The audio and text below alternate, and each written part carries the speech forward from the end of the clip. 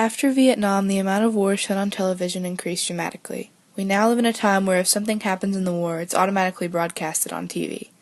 Most of the time, the things being broadcasted are those that gain the most attention from the audience. This includes bombings, attacks, injuries, and even casualties.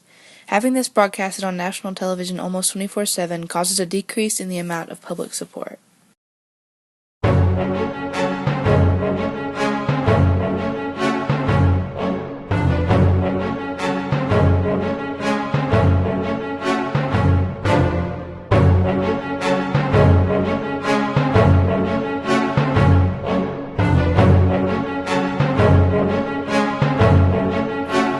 BBC News director Richard Sambrook says, quote, "There are all sorts of issues, the proximity of journalists, the fact that people at home can see their sons in the middle of the war, the possibility we might end up with a death live on television, which I sincerely hope never happens," end quote. Here, Sambrook touches on some of the problems of broadcasting the war on television.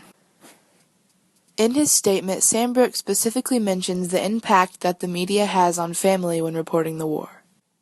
We spoke to Hagen Burns, an 18-year-old student whose brother is in the military.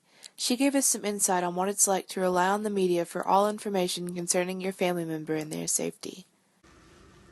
I would say that I'm invested in the current war because my brother is actually fighting it overseas. I'm invested in the war because I'm an American and I'm interested in what our country is doing and what we're fighting for, but the stakes are a little bit higher for me and my family just because my brother is off fighting in the war. I would definitely say I rely on the news media to keep me updated on what's going on in the war.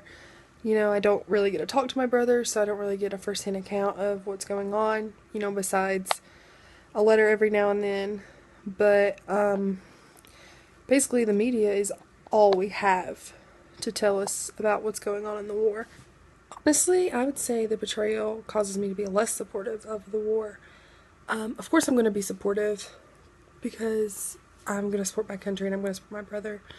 But the media focusing so much on just the facts of the war and not so much on, like I said, the warriors themselves, I think does make me a little bit less supportive of the war, because I think that we should be honoring the people fighting in the war, not so much the war itself. It's clear in Miss Burns' words that the media's portrayal greatly affects whether or not she's supportive of the war.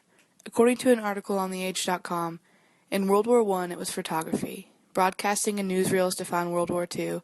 Vietnam was the TV war. The Gulf War had 24-hour news on CNN, and since the 1990s the internet, satellite, and mobile phones have transformed conflict reporting. The media has always had influence over public opinion and has a bigger influence concerning the public's opinion of the war. Overall, the media only portrays the dangerous and interesting sides of the war in order to gain an audience. This portrayal has swayed the public's opinion of war since World War I and will continue to do so as long as war reporting exists.